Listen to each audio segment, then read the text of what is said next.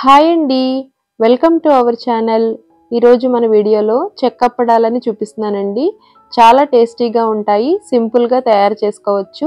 ఈ విధంగా చేశారంటే కొత్తగా చేసేవాళ్ళు కూడా చాలా సులభంగా చేయగలుగుతారు. ఇవే కొలతలతోటి మీరు ఎంత ఎక్కువ పిండి తీసుకున్నా పర్ఫెక్ట్గా కుదురుతాయండి.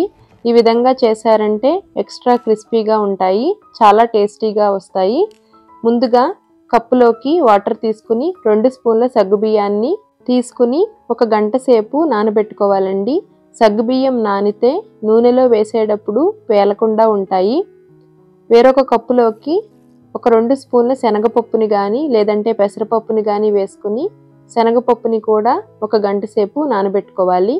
మిక్సీ జార్లోకి 4 వెల్లుల్లి, చిన్న సైజు అల్లం ముక్క, 6 పచ్చిమిర్చి, 2 రెమ్మల కరివేపాకు, 1 స్పూను జీలకర్రని వేసుకుని ఈ విధంగా మిక్సీ చేసుకోవాలి. నేను ఓన్లీ పచ్చిమిర్చి కారంతోటే ఈ చెక్కల్ని ప్రిపేర్ చేస్తున్నానండి. మీరు కావాలనుకుంటే పచ్చికారాన్ని కూడా వేసుకోవచ్చు. ఇప్పుడు పిండిని కలుపుకోవడం కోసం కంచంలోకి 1 గ్లాసు వరిపిండిని తీసుకోవాలి. ఇందులోకి మనం మిక్సీ చేసి పెట్టుకున్న కారం వేసుకోవాలి. నానబెట్టుకున్న శనగపప్పు, సగ్గుబియ్యం వేసుకోవాలి. ఒక 2 స్పూన్ల వరకు నువ్వులు వేసుకోవాలి. నువ్వులు పచ్చివేనండి. ఇప్పుడు రుచికి తగినంత సాల్ట్ వేసుకుని 1 స్పూను బటర్ కానీ లేదంటే వేడి చేసిన గోరువెచ్చటి నూనె కానీ వేసుకుని కలుపుకోవాలి. మొదట ఈ పిండిని బాగా కలిసేలాగా కలుపుకున్న తర్వాత 3/4 గ్లాసు వాటర్ని కాచి తీసుకోవాలి. వాటర్ గోరువెచ్చగా ఉంటే సరిపోతుందండి, మరీ ఎక్కువ మరిగిన వాటర్ వేయనవసరం లేదు. ఇప్పుడు వాటర్ని కొద్ది కొద్దిగా వేసుకుంటూ పిండిని ఈ విధంగా కలుపుకోవాలి. 3/4 గ్లాస్ కూడా పట్టలేదండి, ఇంకా పావు వంతు మిగిలిపోయింది. ఇప్పుడు ఈ విధంగా పిండిని కలుపుకుంటే సరిపోతుంది. ఇప్పుడు బాగా కలిసేలాగా మరొకసారి కలుపుకుని మూత పెట్టుకోవాలి. పొడి ఆరిపోకుండా ఉంటుంది. ఒక 10 నిమిషాల సేపు పిండిని నానబెట్టుకోవాలి. 10 నిమిషాల తర్వాత ఈ విధంగా అన్నీ సమానంగా బాల్స్ లాగా ప్రిపేర్ చేసుకోవాలి.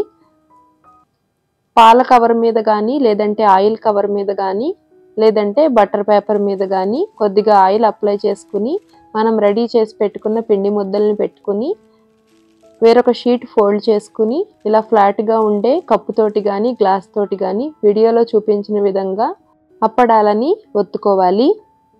అన్నింటినీ ఈ విధంగా రెడీ చేసుకున్న తర్వాత డ్రై అయిపోకుండా వేరొక షీట్ తోటి కానీ కంచం తోటి కానీ కవర్ చేసుకోవాలి. డీప్ ఫ్రైకి తగినంత ఆయిల్ పెట్టుకుని ఆయిల్ బాగా వేడైన తర్వాత మంటని మీడియం ఫ్లేమ్లో పెట్టుకుని ఒక్కొక్కటి వేసుకుని ఫ్రై చేసుకోవాలి. ప్యాన్కి ఎన్నైతే సరిపోతాయో అన్ని మాత్రమే వేసుకుని ఫ్రై చేసుకోవాలండి, అప్పుడే అన్నీ ఈవెన్గా ఫ్రై అవుతాయి.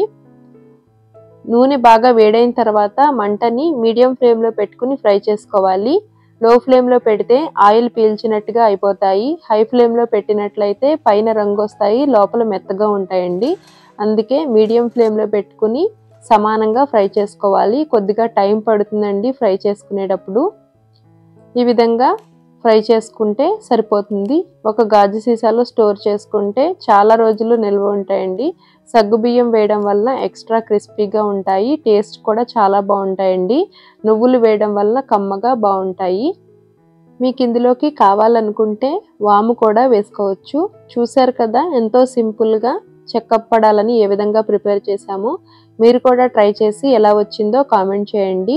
వీడియో నచ్చితే లైక్ చేసి మీ ఫ్రెండ్స్ అండ్ ఫ్యామిలీ మెంబర్స్కి షేర్ చేయండి. Thanks for watching.